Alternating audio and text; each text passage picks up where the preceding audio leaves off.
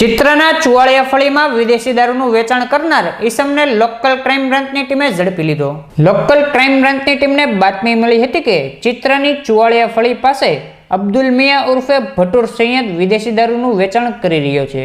જે બાતમીના આધારે એલસીબીની ટીમે દોડી જઈ રેડ કરતા વિદેશી દારૂનો જથ્થો મળી આવતા અબ્દુલ મિયા ઉર્ફે ભટુર રજાક મિયા સૈયદને ઝડપી લઈ ધોરણસરની કાર્યવાહી હાથ ધરી હતી.